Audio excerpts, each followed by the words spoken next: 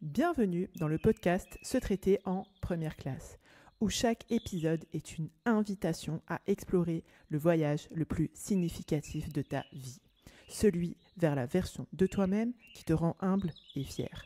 Je suis Émilie Antoine, psychologue, experte en gestion mentale et émotionnelle. Je suis également la fondatrice de mapsyenlignechaismoi.fr. Ici, nous croyons fermement que se traiter en première classe n'est pas un caprice, mais un acte d'amour et de considération envers soi-même et envers autrui. Dans ce podcast, je te donne des clés pour dépasser tes croyances limitantes, tes blocages, tes autosabotages et faire évoluer ton mindset et ta gestion émotionnelle sans souffrir et sans galérer. Ensemble, nous allons dénouer les nœuds qui t'empêchent d'être une femme plus confiante, plus sereine, plus épanouie. Avec ma méthode innovante, testée et approuvée, qui allie la profondeur de la psychologie, un coaching de déclic impactant, garantie sans blabla, new age sectaire ésotérique, je t'apprends et t'accompagne pour que tu puisses développer une relation saine et authentique avec toi-même et avec les autres. Se traiter en première classe commence maintenant. Bienvenue dans ce nouvel épisode de l'émission Se traiter en première classe. Aujourd'hui, on va parler de la déception. Et ce qu'il y a d'un petit peu particulier pour la déception, et je développerai ça plus tard, c'est que tu peux à la fois être cette personne qui est déçue et à la fois, avouons-le avec le plus d'humilité possible, la personne qui déçoit aussi. Donc ce que je vous propose aujourd'hui, c'est qu'on puisse explorer un petit peu, assieds-toi, prends un petit thé, un petit café, on explore ça ensemble. Je vais commencer par cette douleur, je peux dire ça comme ça, cette tristesse, tout ce qui peut être lié au fait d'être déçu soi-même. Parce que quand on est déçu, ça peut être particulièrement intense. Pourquoi ? Parce qu'en général, quand tu es vraiment déçu, quand tu expérimentes l'émotion de la déception, c'est vraiment que ça implique des personnes proches envers qui on a projeté des attentes plus ou moins élevées, de l'amour, du soutien, de la compréhension. Et du coup, quand ces attentes, elles sont pas... elles ne sont pas... ça se passe pas comme on l'avait prévu, ça peut justement engendrer de la déception, de la tristesse, voire même du ressentiment ou un sentiment de trahison. Je te donne un exemple. Imagine que ton conjoint, ton mari, puisse être très absorbé par la dernière saison de Game of Thrones ou autre, alors que toi, t'as besoin de soutien moral, et tu vas te sentir aussi ignoré en fait qu'un spoiler sur internet, et tu vas ressentir de la déception parce que justement t'attends de lui qu'il te soutienne, peu importe où il en est dans sa série, et là du coup t'es hyper déçu. La déception, c'est aussi quelque chose qu'on peut ressentir vis-à-vis de nos parents. Si par exemple tu t'attends à tu viens d'accoucher ou tu as un problème avec un de tes enfants, et puis tu te rends compte que ta mère, tes parents, ils sont plus préoccupés par leur propre vie que par la tienne, ça peut être une pilule, tu vois, qui peut être un petit peu difficile à avaler. Et puis avec nos propres enfants aussi, ces petites créatures, si je puis dire, qu'on essaye et qu'on s'essaye et qu'on espère devoir devenir des personnes, des versions améliorées de ce que nous on a pu être, ou on a pu faire. Et puis à un moment donné, quand on se rend compte qu'ils décident que leurs ambitions dans leur vie, c'est de devenir les meilleurs joueurs de Fortnite, là sur le coup, si t'as du mal à prendre un petit peu de recul, tu peux être un petit peu la déception, elle peut être un peu aussi amère que le café que t'as oublié sur le comptoir de ta cuisine. Et puis pareil, quand tu considères, tu as un rapport fort à l'amitié, tu te dis les amitiés c'est pour la vie, etc. Et puis tu te rends compte quand tu passes dans dans la vie un petit peu adulte que c'est l'amitié c'est pour la vie, mais jusqu'à ce que le travail, les enfants ou un déménagement rentrent en compte et que du coup et ce qui est tout à fait normal, et que ton amie elle est pas présente quand tu as besoin d'elle, tu peux être aussi déçu que quand tu as une série qui s'annule après une seule saison. Et gérer la déception, ça implique souvent, on va pas se mentir, on va pas parler chinois, de revoir, d'ajuster ses attentes, d'exprimer ses émotions, ses sentiments, comment, d'une manière constructive, et travailler justement à comprendre où elle en est l'autre, où est sa perspective en fait, pour justement à faire ce travail d'alignement entre nous, les attentes qu'on a, et les réalités relationnelles de la vraie vie en fait. Et souvent, apprendre à composer avec la déception, ça amène vraiment à grandir en fait en tant que femme, et ça amène aussi beaucoup de résilience. Et ce que je voulais aborder aussi de l'autre côté, c'est qu'est-ce qui fait en fait que souvent, que souvent on est cette personne qui déçoit. Et souvent, en fait, faire le constat, moi, je sais que ça m'est arrivé il y a quelques mois, ou non, un petit peu plus, où j'ai déçu, voilà, en tout cas, j'ai une amie qui m'a confié que je l'avais déçue. Et quand en plus, tu vois, t'as à cœur de donner le meilleur de toi-même, etc., et que tu es cette personne qui déçoit, bah, ça peut être hyper déroutant, et on va voir ensemble pourquoi ça arrive, justement.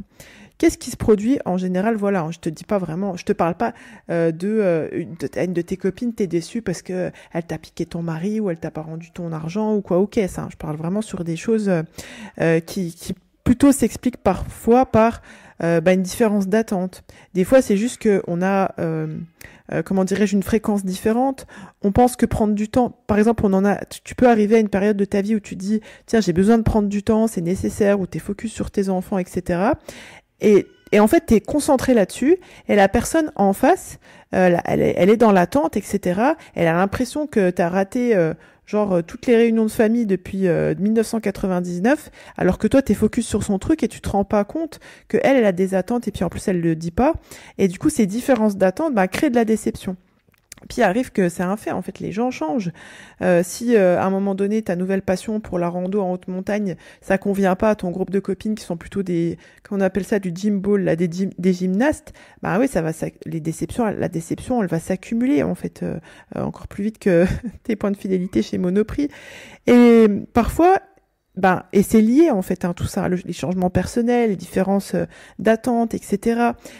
Tu t'ajoutes à ça un manque de communication. Si t'as pas expliqué pourquoi t'es plus là pour tous les autres, c'est peut-être la superwoman de tout le monde, mais voire même des fois, c'est un manque de communication qui n'est pas voulu, en fait, qui n'est pas intentionnel. Des fois, on est happé par notre propre vie, etc. On est moins présent.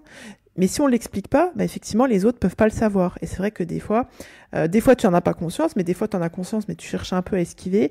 Mais en tout cas, tout cet embrouillamini fait que y a la déception qui s'installe en face, tant bien même, tu as vraiment à cœur de donner le meilleur de toi-même. Et parce qu'en fait, on est humaine. Quand nos ressources sont illimitées, et si nos ressources elles sont limitées, pardon, et si nos ressources justement elles étaient illimitées, on donnerait des conférences, on ferait des TED toutes les semaines sur, mais en fait comment les autres ne peuvent pas les autres ne peuvent pas savoir que on ne peut pas non plus nous être partout. Et souvent du coup quand on te dit quand on te confie que tu as été source de déception, que tu as déçu l'autre, tu peux ressentir de la culpabilité. Tu sais, la culpabilité, c'est la copine qui vient toquer à 3h du matin ou quand tu essayes de dormir et tu te sens coupable, tu as l'impression d'avoir mal fait en fait. Ou alors tu peux le prendre en mode défensif en fait. On peut se sentir acculé par les attentes des autres qui arrivent comme ça souvent en mode reproche et tu peux te sentir tellement acculé en fait, tu as l'impression que t'as gagné un débat avec un mur, en fait. Et je pense que ce qui vient aussi concomitamment à ça, quand on vit ce genre d'expérience, c'est la tristesse. Là, t'as envie de te faire toutes les saisons de Princesse Sarah ou de Belle et Sébastien parce que t'es dégoûté, tu vois. La déception de l'autre, elle peut nous renvoyer à de la déception vis-à-vis de nous-mêmes aussi. Et puis parfois, je pense que le fait d'avoir déçu l'autre aussi, ça peut nous motiver pour du changement. Des fois, entendre qu'on a déçu, c'est un peu le coup de pied, si je peux dire ça comme ça, dont on a besoin. Par exemple, quand nos enfants ils nous confient qu'ils avaient des attentes, etc. Et puis ça fait mal et tout. Mais des fois, c'est ou le conjoint ou voilà le parent, etc. Mais des fois, c'est un peu le déclic dont on a besoin pour pouvoir s'améliorer, pour pouvoir faire les choses différemment, pour pouvoir composer avec les autres en fait, pour pouvoir s'ajuster. Bien sûr, je parle pas de over-adjusting, mais voilà des concessions, si je puis dire, qui restent saines. Alors bien sûr, pour pouvoir gérer ce genre de situation, qu'on soit la personne qui est déçue ou la personne qui met l'autre dans une situation de déception, l'écoute c'est hyper important dans ces moments-là. Alors là c'est le moment, je vais faire une petite blague de mettre en pratique ce que vous avez pu écouter dans le podcast, mais voilà d'avoir une communication honnête, d'avoir une communication authentique, assumée en fait, où on explique. nos raisons, nos limites, pourquoi peut-être tu as regardé cet épisode de Friends sans attendre ton partenaire et du coup il se sent un peu rejeté. Et je plaisante un peu, mais vous avez compris l'idée. Et je pense que c'est des fois, est-ce que c'est vraiment réaliste en fait de s'attendre à ce que on réponde à tous les messages, tous les WhatsApp, etc. dans les 24 heures? Des fois, il faut pouvoir aussi prendre du recul sur nos propres attentes et sur les attentes des autres, en essayant de les comprendre un maximum, sans tomber dans le jugement, mais voilà, en étant plus dans la compassion, dans l'empathie. Et puis parfois, bien sûr, un petit soutien, ça fait la différence en fait. Même si c'est juste pour te rappeler que t'es pas une super héroïne en fait, et que ça peut arriver, ça arrive en fait d'avoir des attentes qui sont pas forcément réalistes, parce que souvent, on va pas se mentir, on éprouve de la déception parce qu'on a des attentes qui sont légitimes, si je peux dire ça comme ça, et puis d'autres en fait qui sont pas forcément, elles sont légitimes, c'est-à-dire que elles sont légitimes, mais elles sont calées sur nos manques, sur les blessures, sur les traumatismes qu'on a eu, les attentes inconscientes. Donc elles sont toujours légitimes, mais elles sont calées pas vraiment sur la réalité. Et puis il y a la déception, pareil, que ce soit la déception, celle qu'on reçoit, celle qu'on ressent, ou celle qu'on reçoit, on pourrait dire la déception réelle, qui est plus calée sur des attentes conscientes et qui sont davantage en connexion avec nos valeurs et nos principes.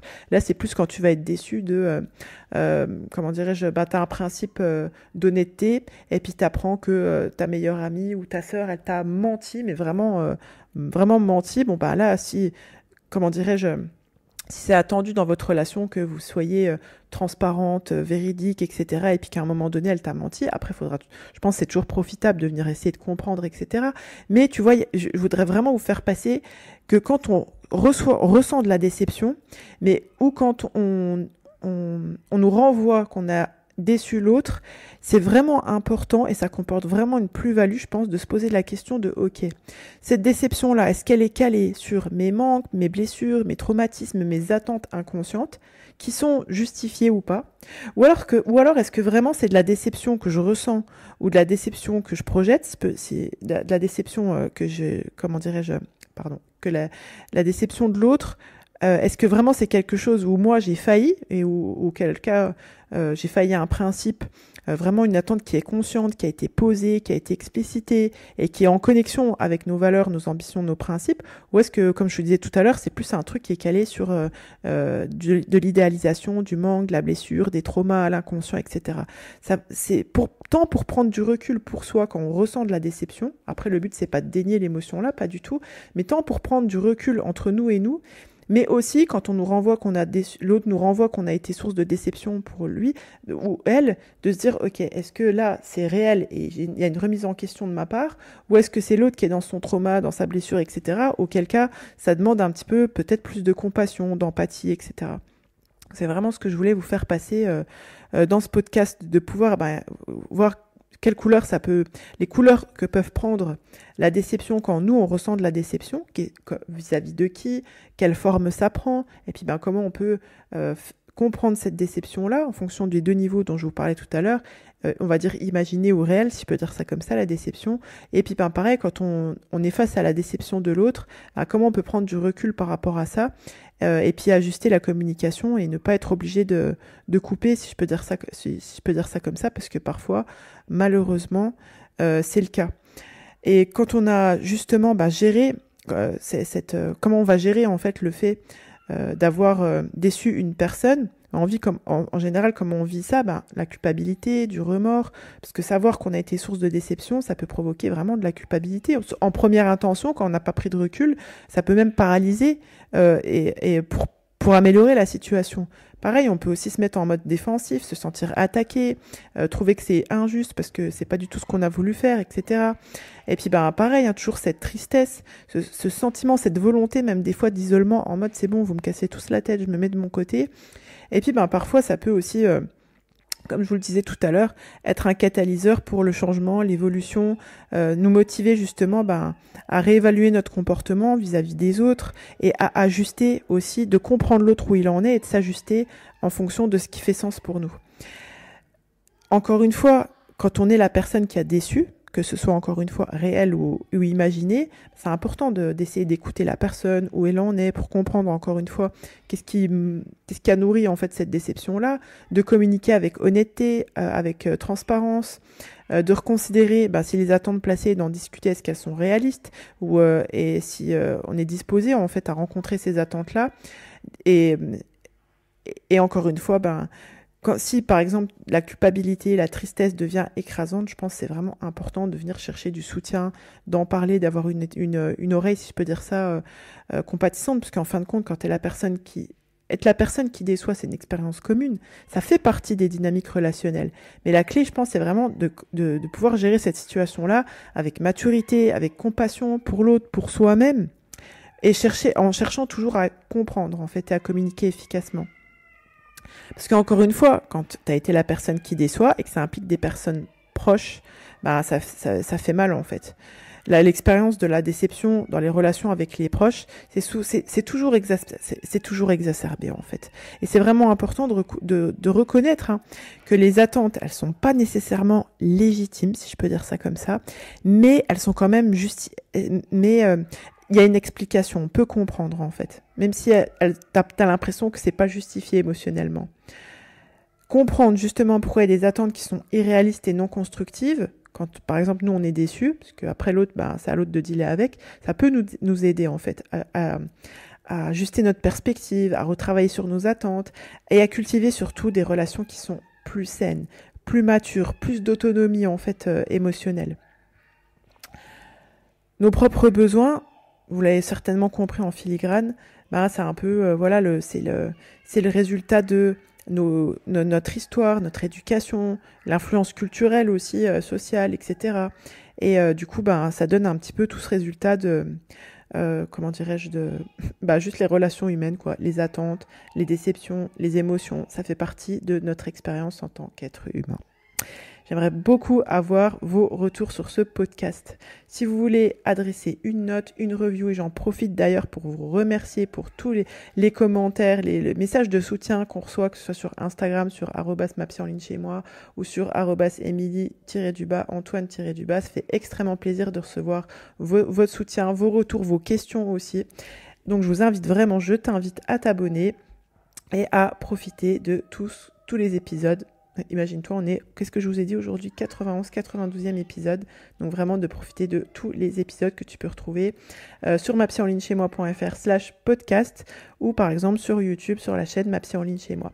Pensez bien que vous êtes la première personne à bénéficier du crédit que vous accordez à votre existence. Et je vous dis à bientôt. Bye bye.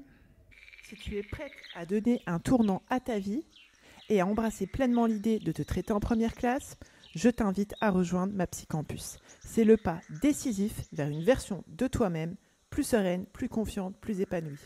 Sur Ma Psy Campus, tu commenceras par découvrir les fondations de la maîtrise mentale et de la gestion émotionnelle, posant ainsi les bases saines de ton évolution. Ensuite, tu embarqueras sur un voyage transformateur qui te révélera comment accueillir ton unicité et cultiver une paix intérieure face aux défis de la vie. Tu apprendras à forger de la confiance et à vivre en harmonie avec ta nature profonde, tout en affirmant tes convictions, tes valeurs, tes principes avec bien plus d'assurance. Tu recevras les clés pour prendre des décisions judicieuses et structurer ta vie de façon à ce qu'elle reflète fidèlement tes aspirations, tes valeurs et tes principes. Tu seras guidé vers la maîtrise de ta sérénité intérieure et l'expression de ta grâce naturelle. Je te fournirai, étape par étape, une méthode pour devenir une femme non seulement capable d'agir conformément à ses ambitions, mais aussi de célébrer son épanouissement personnel, professionnel et spirituel. Avec ma méthode alliant la profondeur de la psychologie à un coaching de déclic garanti sans blabla, New Age sectaire ésotérique, tu passeras de la théorie à la pratique, te dotant des outils nécessaires pour une évolution tangible. Et c'est sans risque. Si après avoir activement participé et suivi tous les modules, les rendez-vous individuels, les rendez-vous groupés de coaching, de cercle, en live ou en replay, et planter les graines des exercices proposés, tu ne constates aucune amélioration, nous nous engageons à te rembourser intégralement. Le seul risque que tu prends en nous rejoignant sur Ma Psy Campus, c'est de te transformer en une version plus épanouie, plus confiante, plus sereine de celle que tu es. Pour commencer ce voyage transformationnel, rends-toi sur mapsycampus.fr/mapsycampus, MAPSYCAMPUS. Ensemble, sur Mapsycampus, nous allons débloquer ton potentiel et te guider vers une version de toi inspirée et inspirante. Tu es la première personne à bénéficier du crédit que tu accordes à ton existence. À très bientôt sur Mapsycampus.